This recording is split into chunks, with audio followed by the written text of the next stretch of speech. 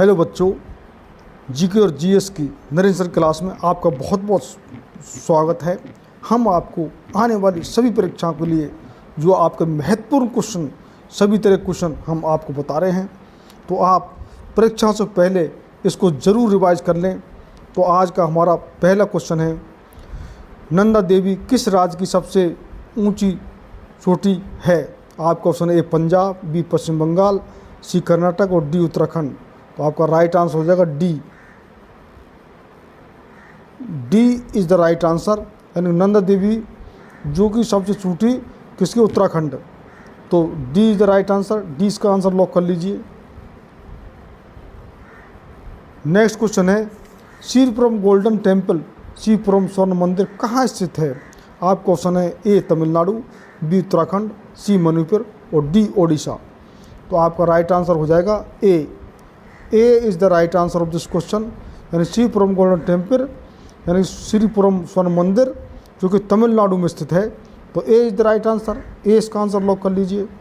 Next question है, carbon के प्रमुख अपरूप कौन सा है? आपका ऑप्शन है ए हीरा, बी ग्रेफाइट, सी दोनों और डी इनमें से कोई नहीं। तो आपको जो साइंस बच्चे तुरंत समझते हैं जो कि इसका राइट आंसर सी है, यानी कि जो हीरा है और ग्रेफाइट है दोनों ही कार्बन के अपरूप हैं, यानी कि ए और बी। तो ये मतलब सी इज़ द राइट आंसर, यानी कि दोनों हैं। तो सी इसका आंसर लॉक कर लीजिए। नेक्स्ट क्वेश्चन है, संविधान का कौन सा अनुच्छेद भारत को संघीय राज्य के रूप में वर्णित करता है? आपका ऑप्शन है ए अनुच्छेद 1, बी अनुच्छेद 2, सी अनुच्छेद 3 और डी अनुच्छेद 4। तो आपको जो कि राइट आंसर होगा ए इज़ द राइट आंसर, यानी कि जो संविधान को जो भारत संघीय राज्य अनुच्छेद 1 जो कि वर्णित करता है, तो A is the right answer, A इसका आंसर लॉक कर लीजिए। नेक्स्ट क्वेश्चन है, किस संविधान संशोधन द्वारा शिक्षा विषय को राज्य सूची से संवर्धित सूची में स्थानांतरित किया गया? आपका ऑप्शन है ए 44वां, बी 41वां, सी 33वां और डी 42वां। तो आपका राइट आंसर हो जाएगा डी 42वां। D is the right answer, D इसका आंसर लॉक कर लीजिए। नेक्स्ट क्वेश्चन है, पोलियो टीका को सर्वप्रथम किसने तैयार किया था? आपका ऑप्शन है A John Salk, B Edward Jenner, C Gregory Mendel और डी लुइस पास्चर। तो आपका जो राइट आंसर हो जाएगा A is the right answer, यानी जो पोलियो का टीका सर्वप्रथम जॉन साल्क ने तैयार किया था। तो A is the right answer, A इसका आंसर लॉक कर लीजिए। नेक्स्ट क्वेश्चन, गुरप्रीत सिंह संधू खिलाड़ी का संबंध किस खेल से है? आपका ऑप्शन है ए कबड्डी, बी मुक्केबाजी, सी फुटबॉल और डी पैरा एथलीट। तो आपका जो कि राइट आंसर हो जाएगा सी इज़ द राइट आंसर, यानी गुरप्रीत सिंह संधू जो खिलाड़ी हैं वो फुटबॉल संबंधित हैं। तो सी is the right answer, C इसका आंसर लॉक कर लीजिए। नेक्स्ट क्वेश्चन है, किस संविधान संशोधन के तहत लोकसभा का कार्यकाल 6 वर्ष से घटाकर 5 वर्ष कर दिया गया था, यानी कि पहले 6 वर्ष? आपका ऑप्शन है ए 36वां, बी 24वां और सी 44वां और डी 56वां। तो आपका जो कि राइट आंसर हो जाएगा सी इज़ द राइट आंसर, यानी 6 वर्ष से जो 5 वर्ष किया लोकसभा का वो 44वां संविधान संशोधन था, यानी कि 44वां जो कि 44 constitution amendment. C is the right answer, C इसका आंसर लॉक कर लीजिए। नेक्स्ट क्वेश्चन है, मूल कर्तव्य से संबंधित प्रावधान किस समिति के आधार पर शामिल किया गया है? आपका ऑप्शन है ए बलवंत राय समिति, बी अशोक मेहता समिति, सी कोठारी समिति और डी स्वर्ण सिंह समिति।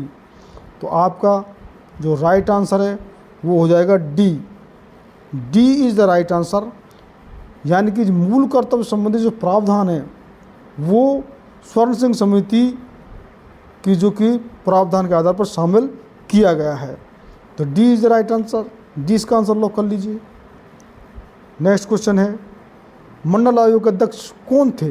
आपका ऑप्शन है ए मोरारजी देसाई, बी बीपी मंडल, सी गिरधारी प्रसाद और सी सहजानंद मंडल।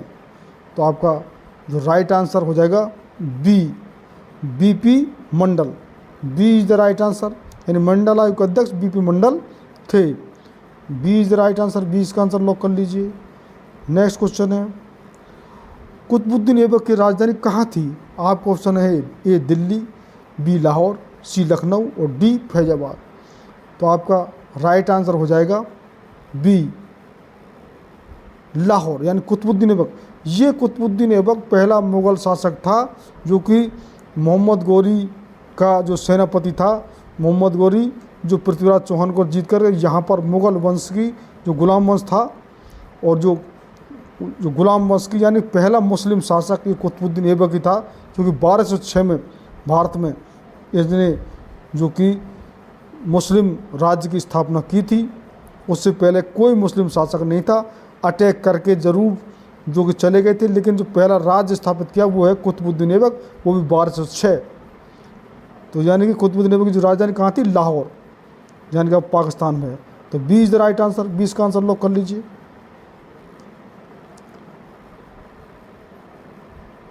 नेक्स्ट क्वेश्चन, प्रतिनिधित्व के बिना कराधान नहीं किस क्रांति का नारा था? आपका ऑप्शन है ए अमेरिकी क्रांति, बी फ्रांस की क्रांति, सी रूस की क्रांति और डी जर्मनी की क्रांति। तो आपका जो कि राइट आंसर हो जाएगा A is the right answer, यानी कि अमेरिकी क्रांति। तो ए इसका आंसर लॉक कर लीजिए। नेक्स्ट क्वेश्चन है मानव शरीर का सामान्य तापमान कितना डिग्री फ़ारेनहाइट होता है?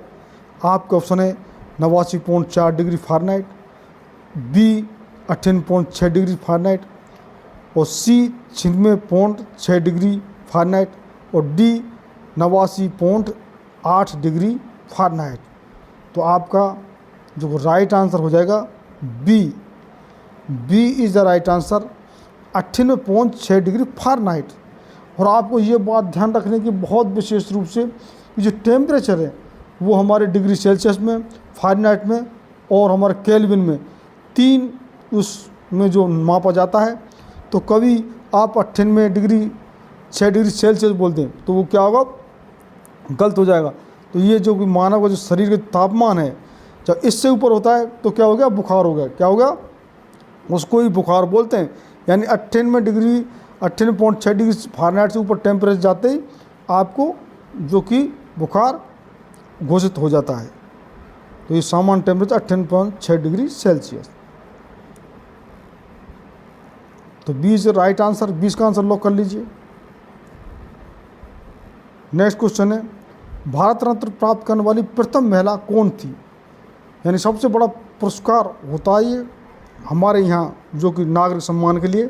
तो ये आपका ऑप्शन है ए विजय लक्ष्मी पंडित, बी एनी बेसेंट, सी इंदिरा गांधी और डी मदर टेरेसा।